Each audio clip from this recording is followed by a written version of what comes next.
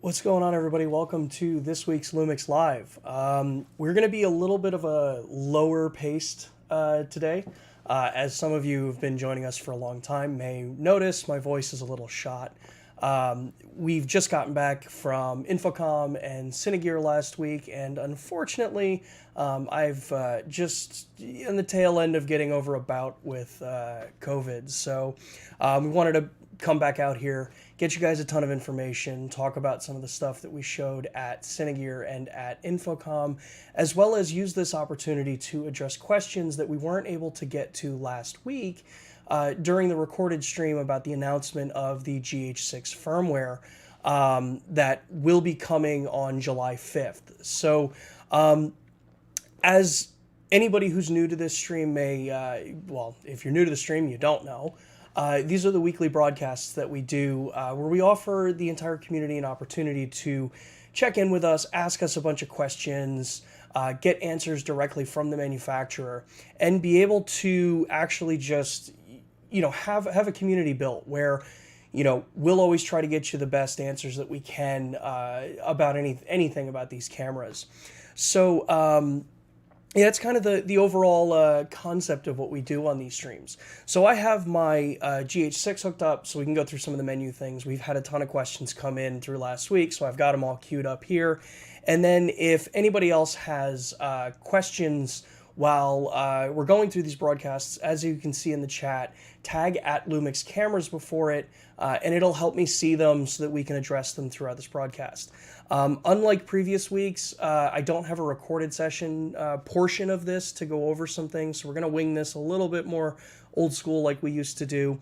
But yeah, so before we go too far into the questions, I want to remind everybody about LUMIX Pro Services.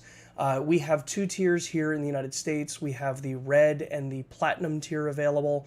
The Red is a free level service that if you purchase the Lumix camera, make sure to go follow the link that you see on the screen if you're in the US and get yourself registered for that.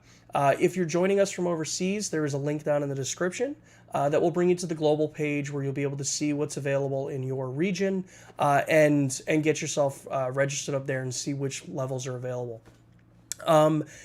So like I said, the Red tier is free. That comes with every single Lumix camera that's sold in the US. Just follow the link, register yourself up, make sure your camera's purchased from an authorized US dealer, and you get into that program.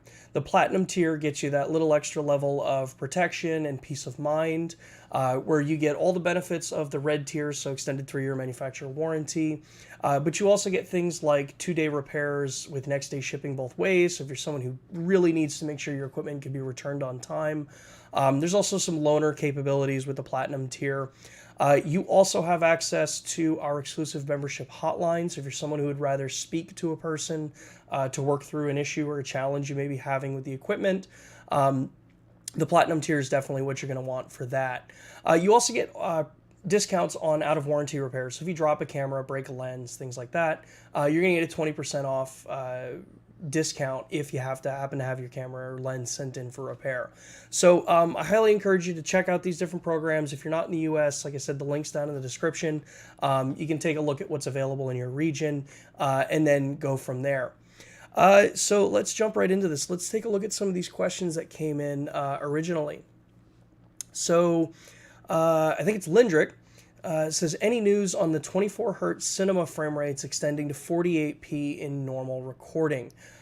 So my understanding is that the 24 Hertz cinema operating mode that some of the Lumix cameras can operate in doesn't have a support for 48 frame or true 48 frame.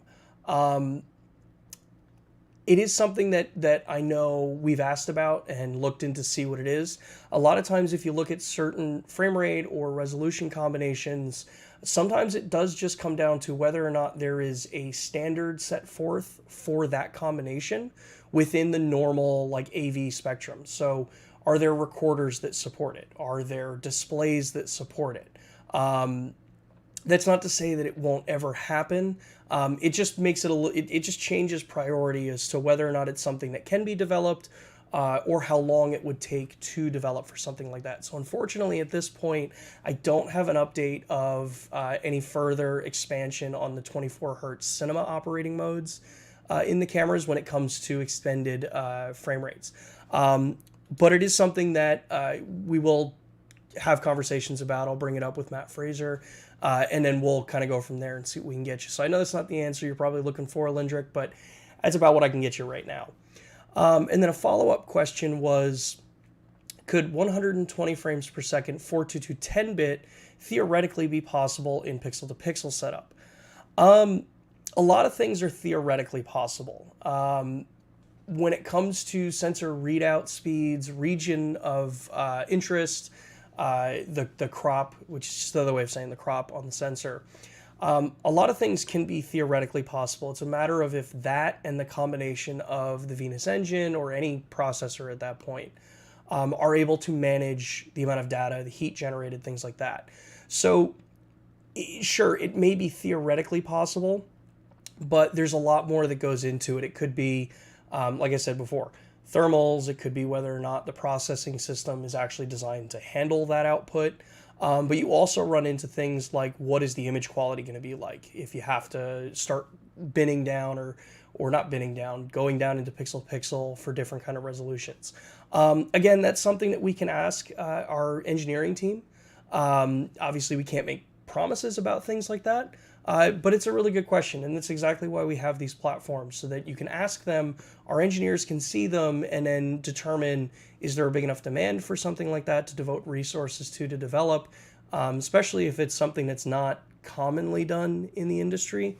What I do know is that with cameras like the GH6, we do have the ability, with the firmware update that's coming on July 5th, to support 4K 120 raw video over HDMI. And that will be coming from a pixel-to-pixel region because, like we said before in last week's video, the closest you can get to raw is when you're doing a pixel-to-pixel readout of the actual data and not doing any processing in the camera. This gives you the most flexibility. This gives you the closest you can get to raw. So the GH6 can do it with raw over HDMI, but you do need to remember that that takes processing out of the camera and moves it to, in this case, the Atomos Ninja 5 Plus. So good question. We can definitely ask. I don't think the camera is going to be able to do it internally, but it is something that we'll ask.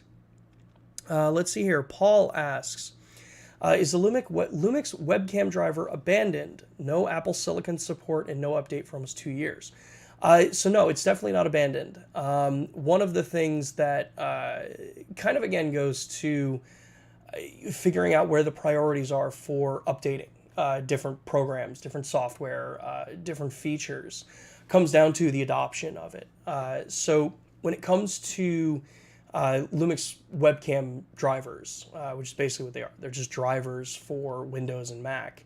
When that got released, obviously Apple Silicon hadn't been released yet, and in Apple Silicon's transition for M1 and now I think, what is it, M2, the Rosetta system is supposed to handle the handoff for that. So that gives a lot of time for evaluating, developing, writing new firmware, things like that to bring in compliance for native support. One thing I do know is that the webcam drivers are massively over-indexing in Windows users, where there's not any problems with compatibility. So that's not to say that we won't develop them for native Apple Silicon. It's just a matter of when it's going to get into the pipeline. So your comments definitely heard. We're going to bring it up to our team and let them know that there's definitely requirement for it. If you have more details as to what isn't working for you on the Apple Silicon, that helps us just kind of target the messaging better to the engineers. But as of right now, I know on my MacBooks and a couple of the M1s that I've worked on, I can get it to work perfectly fine with the software suites that I'm using. So as much detail and as much information as you can provide us helps us go through that process to help develop these things better moving forward. So again, I know some of these answers may not be exactly what you're looking for, but that's kind of the point of this. I want to give you the actual answers. We're not going to try to, over-embellish an answer for you as best I can.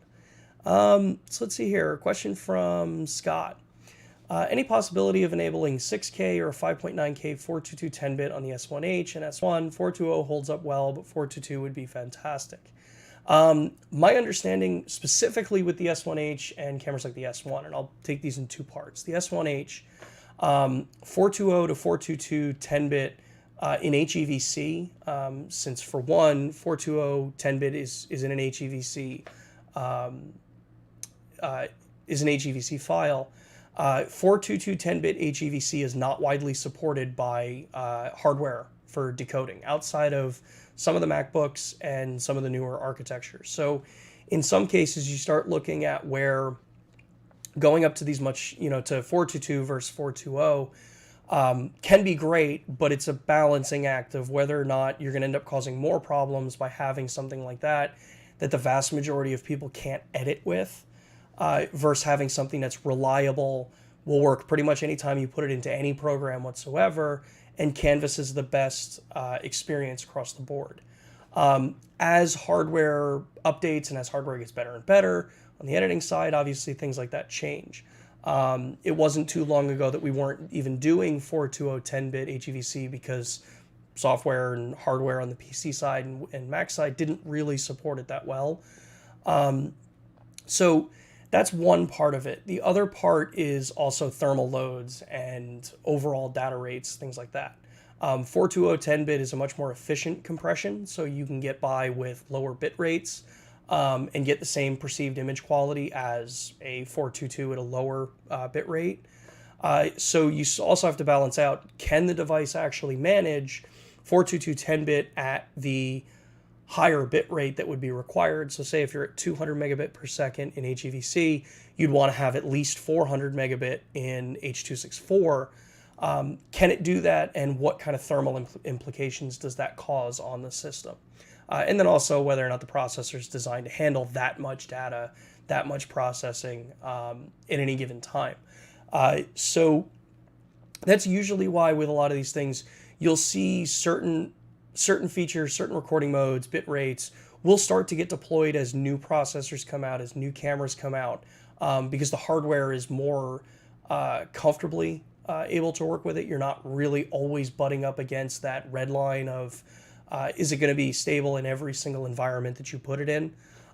So older cameras like the S1H and the S1, probably not going to see 422 10-bit in an H.264 compression with the cameras, because they weren't really designed for it to begin with. So with the LUMIX brand, it's always been about reliability.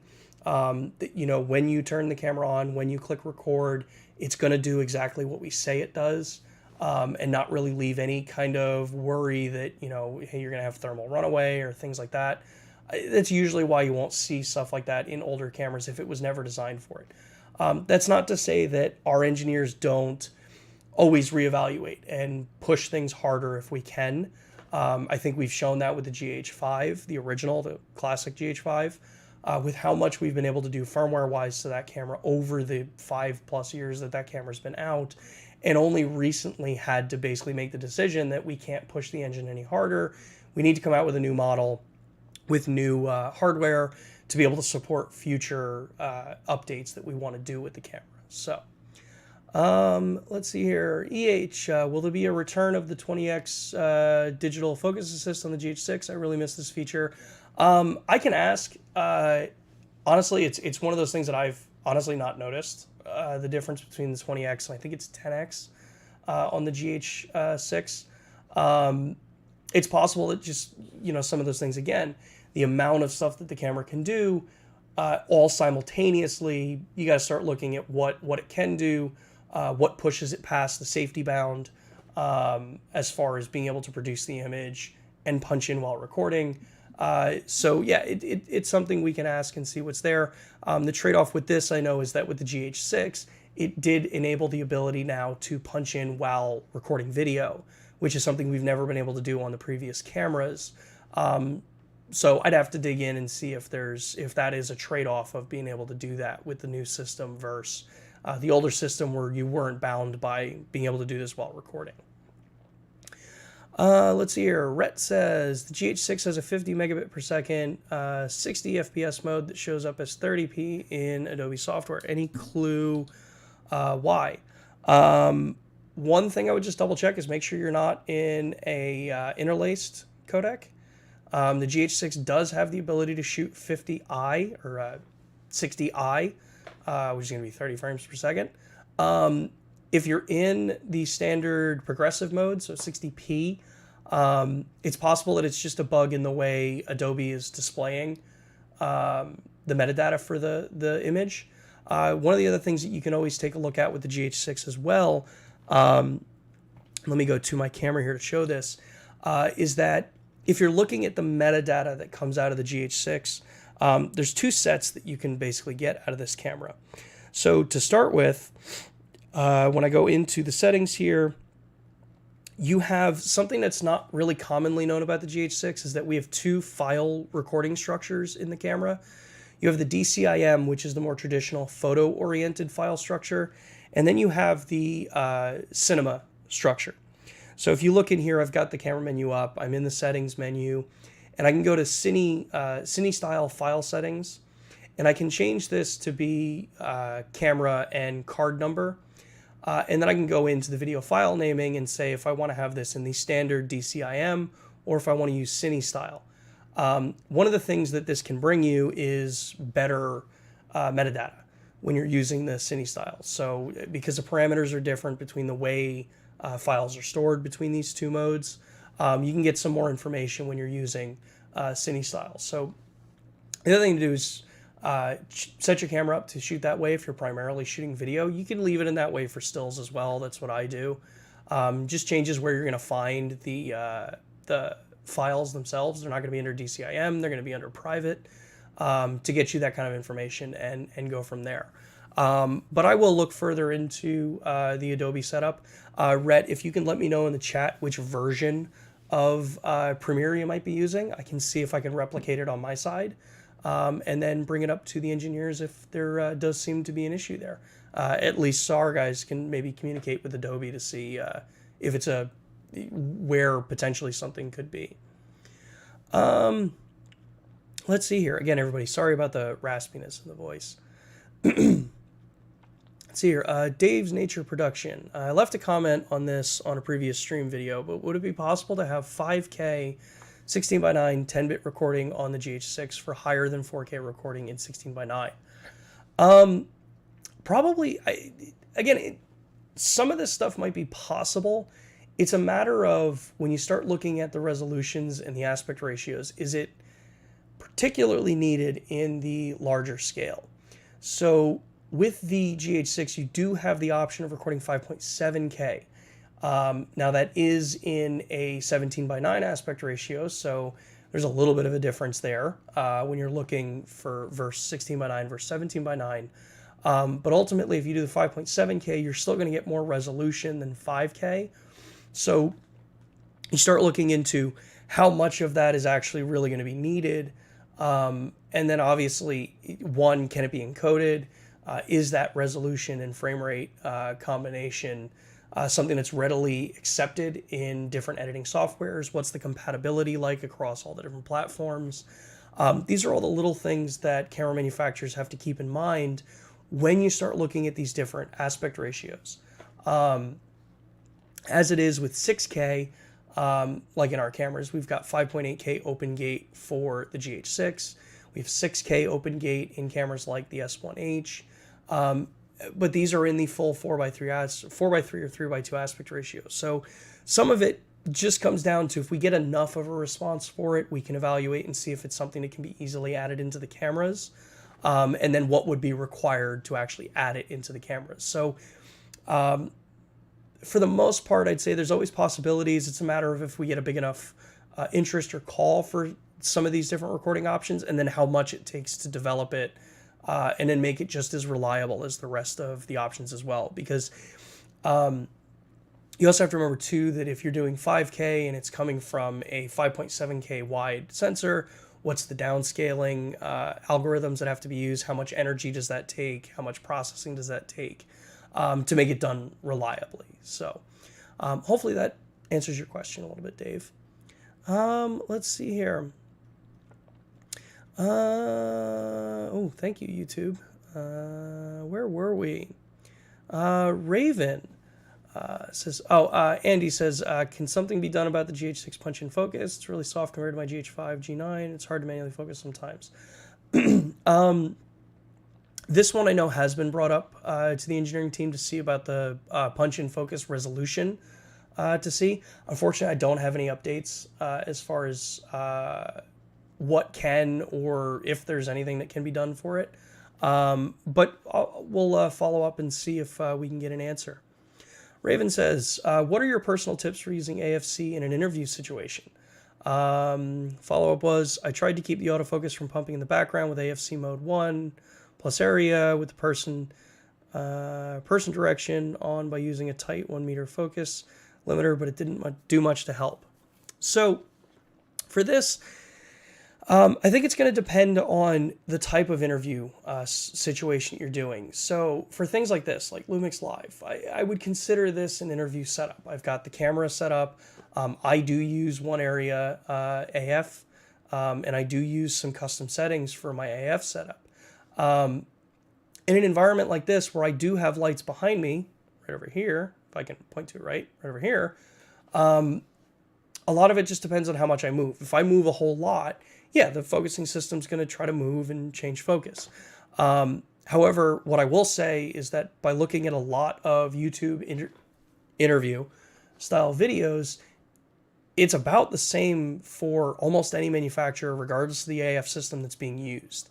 AF systems can be tricked no matter how good they appear in certain scenarios. That being said, if I'm doing more static, locked off shots where I know that my subject's not going to move, I don't have to be moving the camera, I don't have to be changing anything. It's literally, say, a 2-cam interview, interviewer, interviewee. 9 out of 10 times, I'm locking the cameras in manual focus. I'm setting my focus with enough depth of field to cover someone moving just slightly. And then that's kind of how I set it up. The reason for that is that you're controlling every aspect of the scenario. You're not letting anything potentially come in and adjust or cause an issue. One of the most frustrating things that I've always seen is that if you're filming an interview and you're using even a face and eye detect or any of those kind of modes, if someone covers their face or moves out of the frame or, is kind of shifting in their seat, focus systems are always going to try to move. They're always going to try to reacquire a point. And that can cause, whether it's a really fast flutter, like a lot of phase detect systems can cause if you either don't have them tuned properly, or you're using just different style of setup for it, or you're using a contrast-based system like what we use, you can always still run into problems where a static subject that is supposed to be static, they're going to move. And when that happens, like if I move my head out of the way, the focus is going to go to where my one area or one area plus is set up for. A lot of times I don't want that. If I'm in an interview scenario, I want my focus plane to stay the same. And if the person moves, the person moves. Typically, a well set up interview, you're not really going to run into that kind of problem. So usually for things like that, I set it up as manual focus. I do my distance. I know where the person's going to be sitting. I set a deep enough depth of field that's going to kind of cover enough range there. And that's really kind of the more professional way that it's being done. Not saying that using autofocus isn't professional. I hope no one misunderstands when I say that. It's just more that usually you want to control as much as you can, and depth of field and shallow depth of field can still be done with a relatively stop-down-ish depth of field, especially if you've got distance to move the camera and do maybe a little bit tighter shot with a little more stop-down so you get compression. That's usually what my personal tip would be for this. If it's something more casual like this, like I said, I have it in one area, and I am using AFC, and I use a BS1H here with a 35mm f1.8. And yeah, it just seems to work fine. And I move around a little bit, so yeah, you are going to get a little bit of focus changing, but it's way less than some of the stuff I've seen in similar style interview type setups on different YouTube channels, where, yeah, focuses move. It's a matter of, do you want it smoothly moving, or do you just not want it to move at all? If you don't want it to move at all, switch any system. This goes for any camera system. Just switch them to manual focus, set your points, set your depth of field, and you should be good. Let's see here. FC, not a question, but a comment. I learned a lot from these streams. I was able to simulate live view composite and post-processing with the G9 using VFR at 2 FPS. Very cool. See, I love seeing stuff like that, FC. Comments of, ideas and concepts that we talk about during these streams and being able to, kind of hear feedback that someone got some cool stuff to work. So, yeah, that's awesome. Let's see here. DJ Electric says, you guys posted on social about forgetting memory cards at home on a shoot. Did the idea of built-in memory in cameras ever come up, much like with Leica's new M cameras or phones? The ideas do always come up. Looking at being able to do in-camera memory and storage and stuff like that definitely is an idea that does get passed around a lot. My understanding is the challenge with a lot of choices that have to get made there is, obviously how big of a storage do you want to put in that?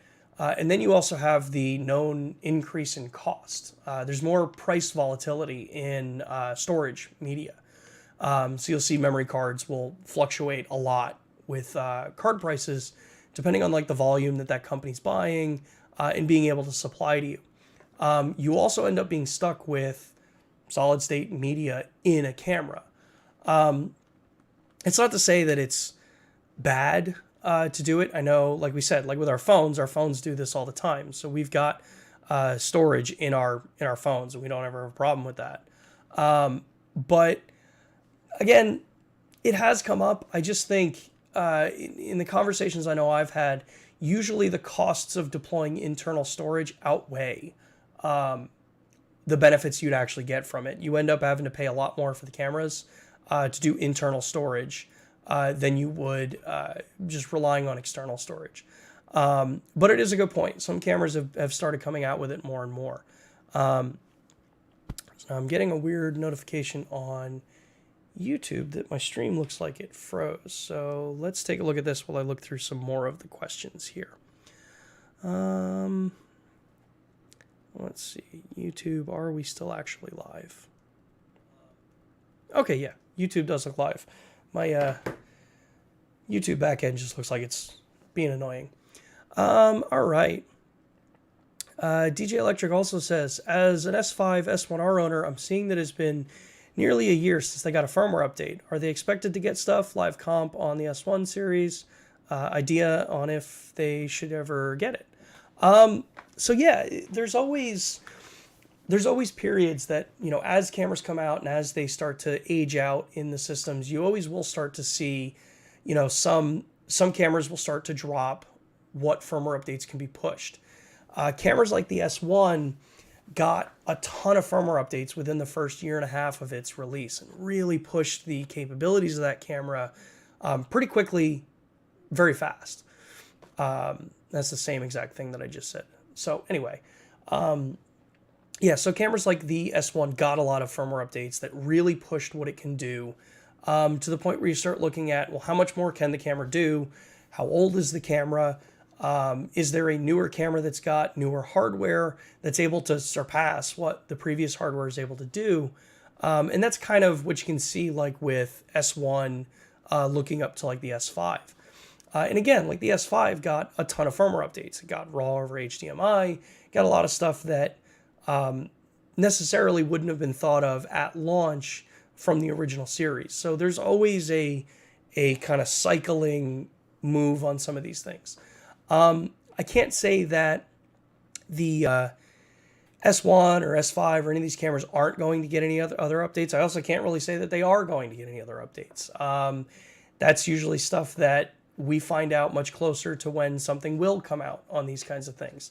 What I can say with the S1R, though, is that the S1R has always been developed and built as a photography camera. So while, yes, that camera got 5.4K, there was a lot of cool stuff that did get added to that camera, but it was never designed architecturally as a video camera. So while most of the updates that we've been able to do and focus on have been very video focused, they're also first generation of product. So you start seeing, as like say the S5 came out. A lot more cool things were able to be done to that camera than the S1. The S1R being photo oriented, probably not going to see many firmware updates, if any, coming in the future for that camera. It's not to say that it's a dead end. I love my S1R. It just really comes down to what can be added in the photography space for that camera, because that's what it's designed for. I know a lot of users want more video use out of that camera, but sometimes cameras are just designed not with necessarily the way that all of us want them to work. So yeah, you run into some little differences there with it. So yeah, that's kind of just where it is. Things like Live View Composite are a lot more challenging to deploy than I think a lot of people realize. Cameras typically need to be designed from the get-go to support that feature, as far as how the processor architecture is designed, the revision of the processor, the sensor architecture. If it's not designed for it from day one, it comes into how hard is it to deploy it in that? Is it something that can be feasibly done in a time frame before like a new revision would come out? So yeah, some of that stuff all just has to come into play. Yeah. So again, hopefully that answers some of your question, DJ. Let me take a drink of water. Okay. Red says, how long does it take for Platinum membership to activate? It said 2 days, but it's been longer. I know that there has been some delays because of a back-end programming change on the Platinum membership. If you let me know at lumixlive at us.panasonic.com, Rhett, I can take a look, at least bring it up to the LPS team and see if something's just pending or if it's just in the cycle of approvals. But yeah, they shouldn't take too long. Yeah, so I'll follow up if you shoot me an email at the Lumix Live email address for the streams. Let's see here. Recently upgraded from the GH5 to the S5. I love the S5, but I miss the focus transition function of the GH5. Is there an alternative option for focus transition that I can use on the S5? Well, not really. The S5 was never designed as a replacement for the GH5. While it has a ton of functionality and a ton of features that the GH5 has, things like focus transition are pretty much going to be found on more the video-oriented, cinema-style versions of the cameras. When you look at cameras like the S1H, the GH6, they have things like focus transition. Cameras like the S5 don't. So if you're looking in full frame, currently it still would be an S1H if you need all of that functionality as a GH5 just in full frame. The S5 makes some concessions in certain areas. One, keep the body smaller, to enable a wider audience to adopt a camera like this, while still also giving a lot of the things that we know we can reliably do in that particular chassis and platform. Let's see here. Rhett says, no live cropping on the GH6. Is this an oversight or plan to come in the camera eventually? I know that it's just not, it wasn't included in the GH6. I don't know if it's planned to come to the camera. I haven't seen anything with it, but we can definitely, again, like a lot of these answers I've had to give, I can definitely take a look and check in and see if it's something that we know is coming to the camera or if it is planned to come to the camera. Some features do also exist specifically based on use, reported use of them. So the GH6 being a good example of this, things like 4K, 6K photo. When we came out with the GH6, there weren't many people really coming out with support of wanting to use those features on a GH camera. They used them much more on a G9. So that's why they kind of weren't really in there. So let's see here. Let's see here. Paul just asked, what was Paul's follow-up? Okay, the Apple Silicon. Okay, so it's just not getting recognized. Okay.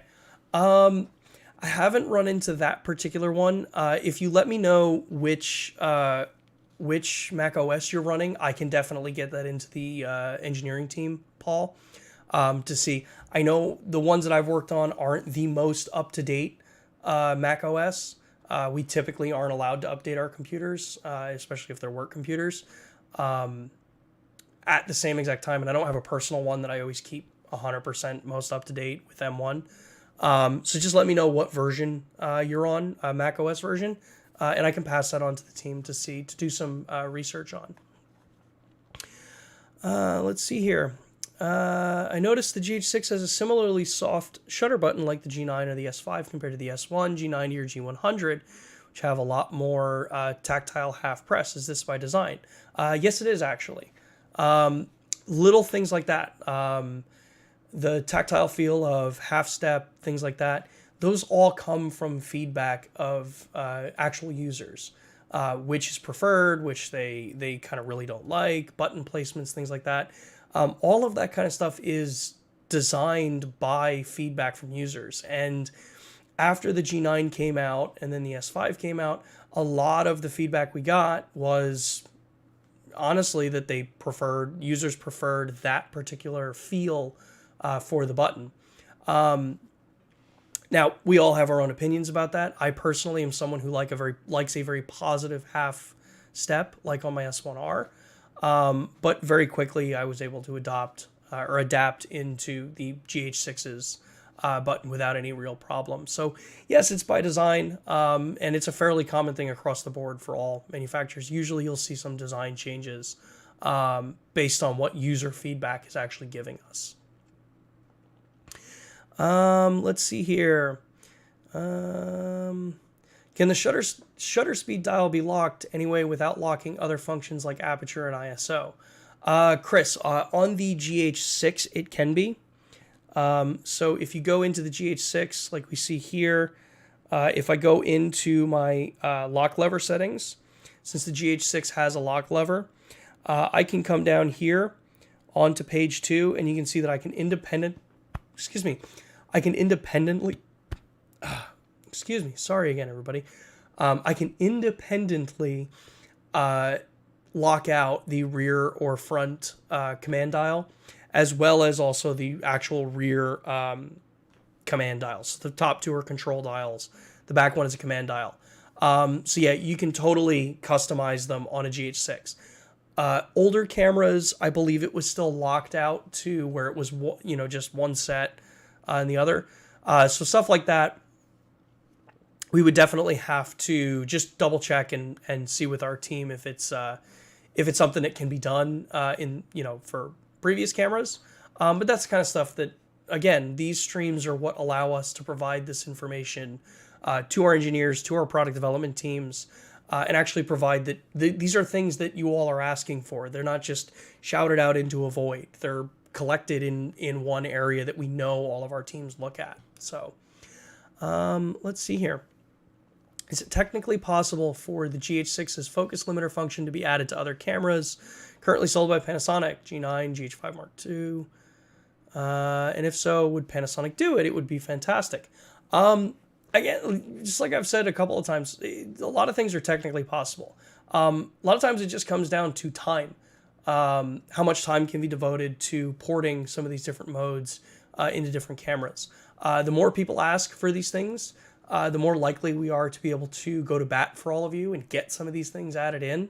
I would love to see it added in more and more cameras. Since the GH6 is the first camera to deploy it, I don't know if it's a processor limitation. There could be a challenge because this is a totally brand new, ground up, revised engine that runs the GH6.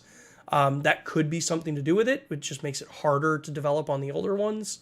But we'll ask, and it's here, so our team will see it. Let's see here. Chris, setting white balance needs to tell you Kelvin and tint shift, please. I've definitely asked that one before. Can't make promises, but it is something that I know that we've asked about having more visibility into what the settings are. What I do know is that, like we were talking about before, if you have the camera set up in the Cine file naming structure, and you go into something like media info and you look at it, it will tell you the Kelvin color temperature that your clip was shot at. It'll tell you the ISO, it'll tell you the color gamut, the color profile that you shot in. So that information can be recorded there. I think it's just a matter of whether or not it's actually going to be shown on the camera as far as the UI implementation goes. Let's see here. DJ says, any chance of having 5.9K in camera on the S5, even if 10-bit 420? Probably not because of thermals. The S5, again, the S5 is a smaller camera. It was designed as a smaller camera, knowing that certain recording modes are either going to be limited or not possible to maintain within what our specifications are for quality and performance. If a mode is going to push outside of those bounds, you're probably not going to see it because reliability starts to become into question. So if you need something like 5.9K internally, you're going to have to go to a camera like an S1H. However, with the S5, you can do 5.9K to an Atomos Ninja 5 for ProRes RAW, or to a Blackmagic Video Assist for Blackmagic RAW. So if you really need those recording options or that frame rate and that resolution, you do have an option for it. You just have to go external for it. And that just backs up more with the thermal side of it. If the camera's not designed internally to do it reliably, probably not going to see it. If we can do it externally, we'll do it, because then it's at least another option that you have. Eric says, any plans for Blackmagic RAW on the GH6 via the Video Assist? We've definitely asked about this. I know that right now the big focus with the GH6 is 4K 120 to the Atomos Ninja 5 Plus, as well as all the other options that we talked about last week. So if you want to see all the options that are available, check out last week's video. I don't know if Blackmagic RAW is going to come to it. The thing to remember, again, is new sensor, new engine. So that means that all of the algorithms, all of the processing, the codec design, things like that, all have to start new. It's not as simple as saying, well, the 20 megapixel sensor had it, or the 10.2 megapixel sensor had it. You know, why can't the new one have it? Well, it's because it's a totally different design sensor than what the other ones have. So some things may just take longer to come out, if they are going to come out. Yeah, so just a little bit of a lead time on certain things like that. So at this point, I can't say one way or another if Blackmagic RAW is going to come to the GH6. Let's see here. Scott says, thank you for the deep dive. Makes total sense. Always learn something new on the channel. Well, thank you. I'm glad you learned something. I know for a lot of people it can get frustrating because I'm not always necessarily able to give you guys the answers that you're looking for. But again, the purpose of this stuff is that, you know, we want you to be able to at least be able to ask these questions to us. Even if I can't give you an answer, you know that that question has been addressed to the actual people that make a difference in some of these things. It's not just shouted into a Facebook forum. It's not a conversation on a platform where, you know, most of the time the people that are answering don't know and would just give a bloated version of an answer I give, which, to be fair, sometimes I give bloated answers just because I like to talk. So, let's see here. A couple more questions. Actually, this is awesome. I love how much everyone's, you know, all the questions that you all have. This is great.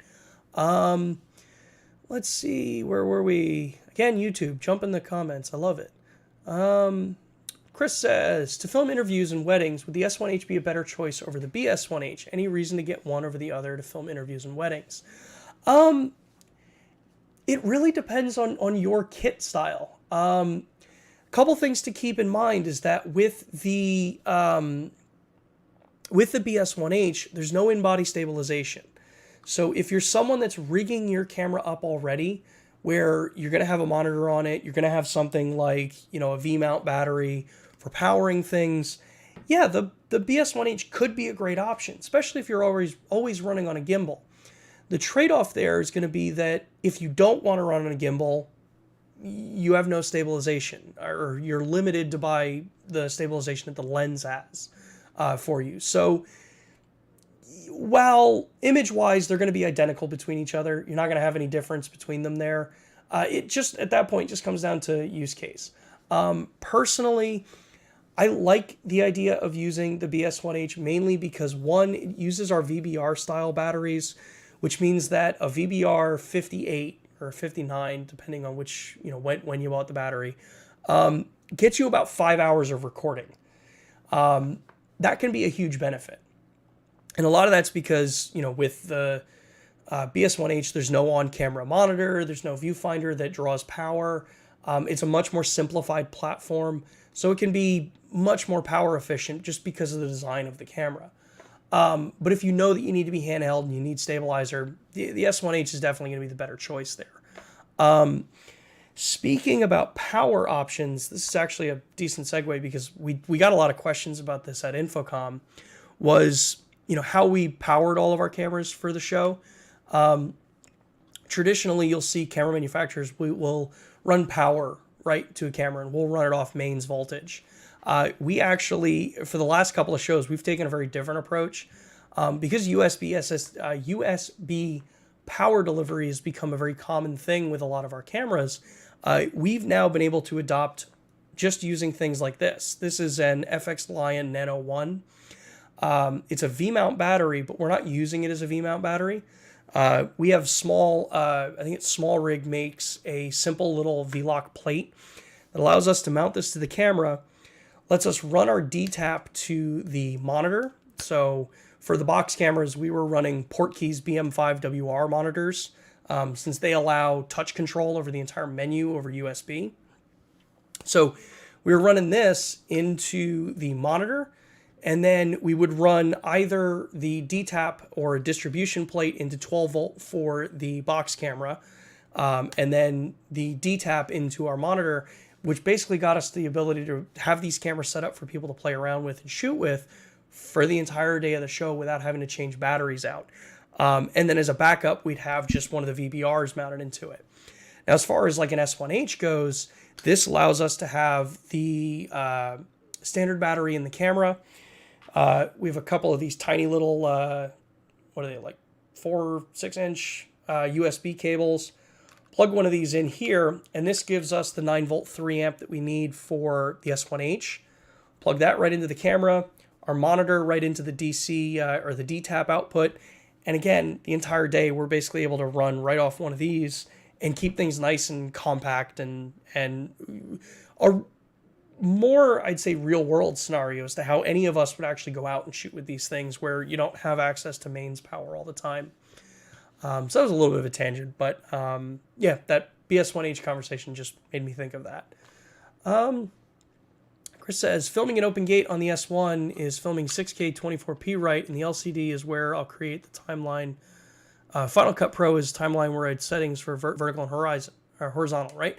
Yeah, so open gate really just refers to recording in the full sensor height and width. So that means that any of your edits or your deliverables are going to be done in post. Cameras like the GH6, the S5, things like that have allowed us to add more frame guidelines into the camera. So you can have your 9x16 or your 16x9 as like a guide so that you know roughly where you're going to be, but you're still always going to be recording that full sensor height and width. The full frame camera is obviously the larger the sensor area recording, usually the lower the frame rate is that you can read out at, while still being within a reasonable and usable rolling shutter. So, and then you also run into thermal differences too. So an S1H can do this unlimited, an S1 is going to be more time limited, an S5 can't do it. And then you go to like GH6, which can do 5.8K unlimited recording. These are all just different ways that you can set things up. So you've got a lot of really cool options there. But yeah, you are going to do all of your output for your different aspect ratios in post. So that's where, again, use frame markers that are in the camera. Even the S1H, and I think the S1 has some frame markers. It's been a while since I've gone through every single one of the menus to go through it. And then Alan says, when you record in an open gate mode, you can use any aspect ratio you want. Okay, yeah. So just kind of same thing I just said. I've been recording, this is from Alan as well. I've been recording live events with the GH5 Mark II and now the GH6, and 90% of the time the autofocus is spot on, even with default settings. Awesome to hear. Dave says, I've noticed when using the focus magnification on the GH6 at higher magnifications, I lose focus peaking and it only shows up at lower magnifications. Do you know why? I can check into this. I honestly haven't noticed any of the issues, but I also haven't looked incredibly that hard at it. Let me see here. So yeah, I'll have to take a look at that and see. But that'll go right in with the other question that I'll be asking our engineers about punch in and the resolution.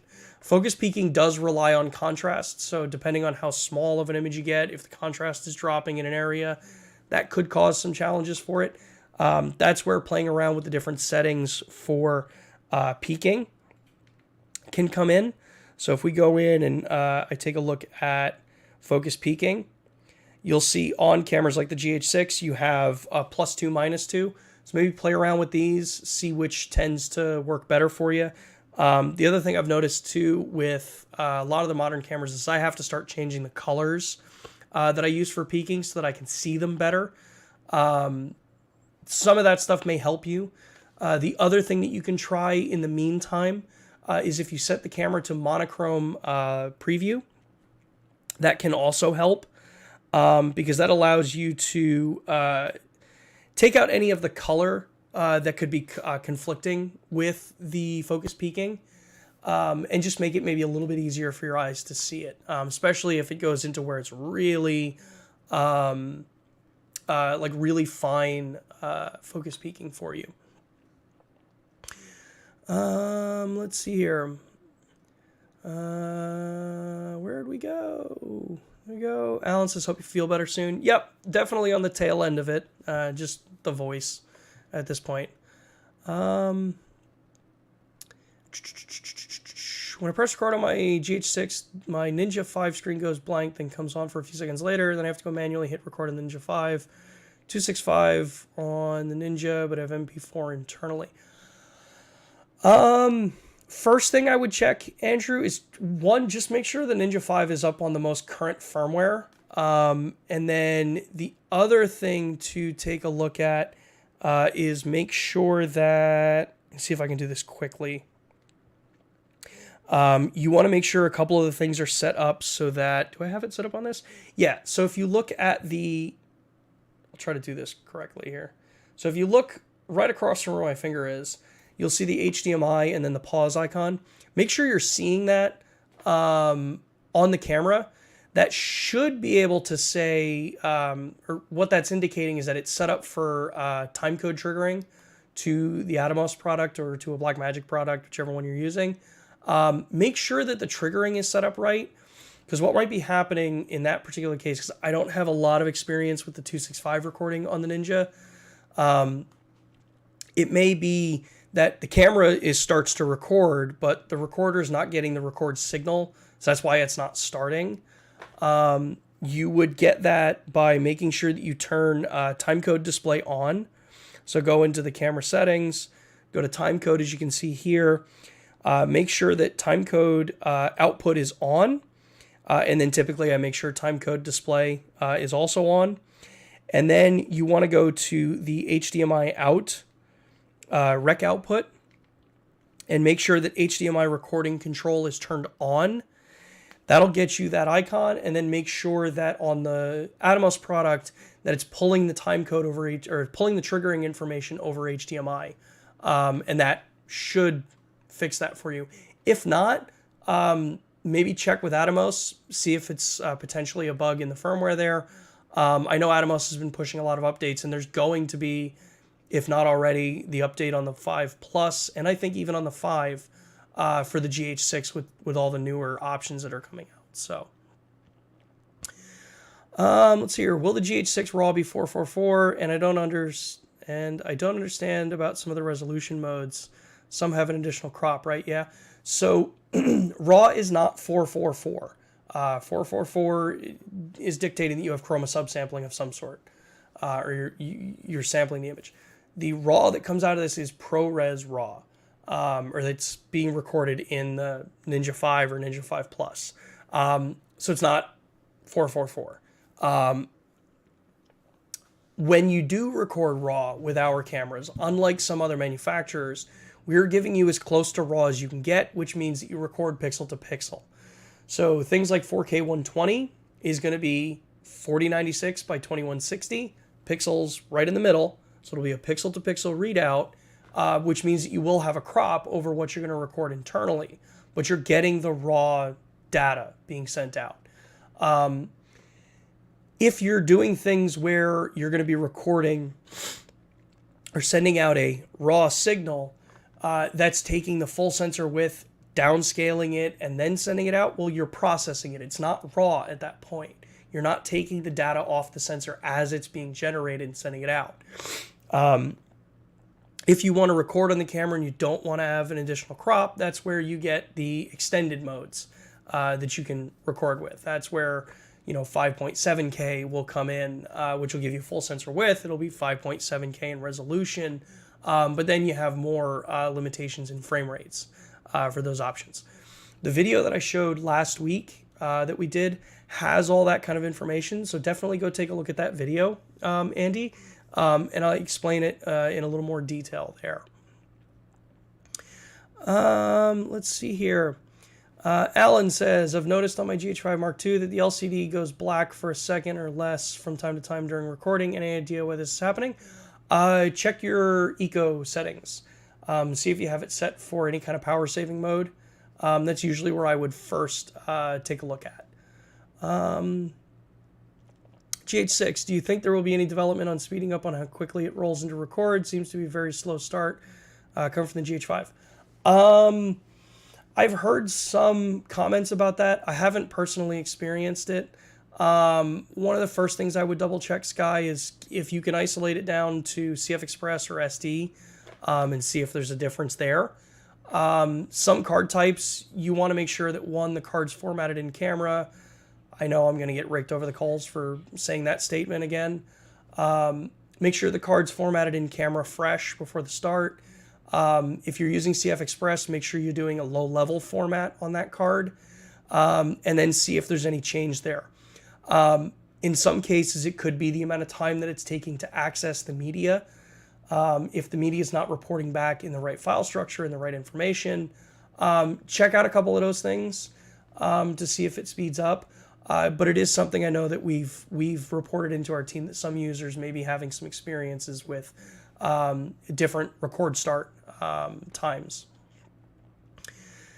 D Creative, will the S5 ever be able to record unlimited in 10-bit like the GH5? Probably not. Actually, no, it won't. The S5 does not have the same thermal design as a GH5 or as the S1H. So if you need unlimited recording, that's where you go to an S1H, GH5 Mark II, or something like a GH6 that are designed to do it unlimited.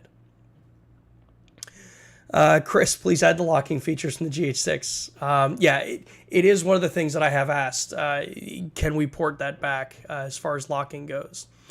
Martin, please add false color to the GH6. We've also asked about that too, and the different variants of false color as well. I don't know if they're going to be added, but we'll continue to ask.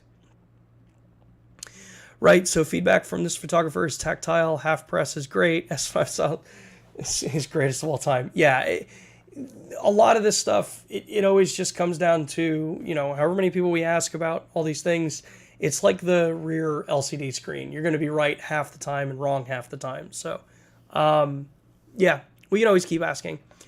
Chris says, can you set Cine info on the S-Series cameras using an S1 and S5? Unfortunately, no. The GH6 is the first camera we've released that has the Cine file naming structure. That one in particular, I do not believe that's something that's going to be able to come back to the previous Venus engine. It is a totally different file naming or a file writing structure compared to DCIM. But we will definitely ask and see. I just can't make promises. LUMIX cameras, is there any way to ensure 180 degree when using video button to take video in PASM? No, because inherently the way being in photo mode and clicking the video record button is designed, it's either going to use the ISO, shutter speed, and aperture that you're in that particular mode, or it's going to go into where you've got the camera set up. I think I can find this quickly. It's either going to be set up how you've got the camera set up for PASRM, or you come in here and you change it to auto exposure in PASRM. Those are the only two ways that system's going to work. So if you need and want to make sure that you're at 180 degree, you have to flip it over to the creative movie mode. That's kind of just how it's set up to work. Let's see here. What's the maximum dynamic range of the S1H if I record externally in RAW? Well, RAW recording does not change dynamic range. It's one of the biggest, I think, misconceptions about what the importance of RAW is in video recording. The S1H, I think is the camera you're asking about, is 14 plus stops of dynamic range. That is whether you're shooting internally in Vlog or you're shooting in Vlog vGamut in ProRes RAW or Blackmagic RAW. It's going to be the same. So RAW does not magically give you more dynamic range. I'm going to repeat that. RAW does not give you magically more dynamic range. It will be the same. That being said, the maximum you can get out of it is 14 plus stops is what we quote and what we've tested. So if you take a look at some of the other platforms, I think CineD did their own tests about it. They tell you on the different rating scales how you can account what dynamic range is or how many stops you can get, because it changes depending on how you're counting noise versus data. So let's see here. I got time for 2 more questions, and then I'm going to call it for the day and give my voice a little bit of a rest. Let's see here. Still can't sync external timecode from a tentacle sync on a GH6 via the dedicated flash plug. Followed all the steps, but it doesn't want to take over the external timecode. Can you help? I don't have enough experience with timecode. What I would recommend, maybe take a look at some of the videos on timecode that Photo Joseph has set up. He's got some really good demonstrations about how to set timecode up, things to look out for with the different options for setting up timecode. I think he might be able to provide better information than I can on this. I'm definitely not too proud to recommend checking someone else that knows more than I do. But yeah, so I think it's Ninel. I apologize if I pronounced your name wrong. Yeah, take a look at some of Photo Joseph's videos on timecode. He does it with the BS1H, I think, and a BGH1. But I think he also did one with the GH6, or not GH6, with the S1H as well. Yeah, he should have a lot more info on that particular stuff for you. Let's see here. BGH1 does not lock exposure and white balance when set to auto on entering recording, and you can't trigger Q menu in recording to just white balance. Any firmware updates to fix this? Well, white balance and exposure can be changed, not in the quick menu, but through the front function buttons. You can change them that way. The other thing that you can take a look at is, like I mentioned, we've been using the Portkeys BM5WR, which allows you to connect over USB into the box cameras and have full menu control and exposure controls through their UI. That should allow you to change things like locking white balance. Well, not locking an auto white balance, but setting a white balance and locking it. Because auto white balance on our systems we don't have a locking auto white balance. Yeah. Let's see here. Is there any way to output a 1080p signal via HDMI if you want to shoot in 4K on the S5? I have to double check. I don't have my S5 hooked up. But one of the things, some of the cameras that we have, when you go into video output, you can go in and tell it what the video output should be. For the most part, the video resolution output is dependent on the mode that you're recording in, but then also what the device that you're connected to is reporting back as its resolutions that it can display. Cameras like the GH6, as you can see here, it has down convert, which should let you go in here and change it to 1080p for your output instead of leaving it in auto. Not all the cameras have that. So I will have to take a look at the S5 and see if that particular option is available on that. Let's see here. I'll take one more question and then we will wrap it for today.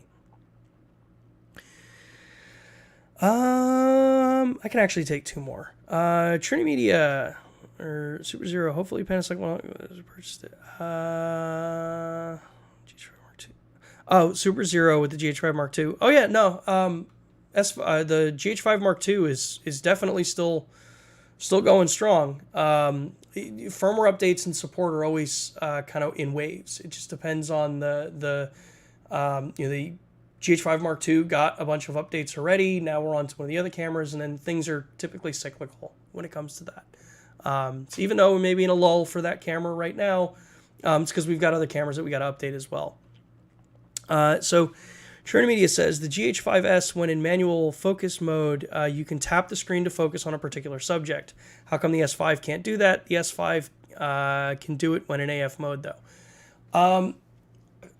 We've gotten this question a lot. The response that I got, well, not really a response I got.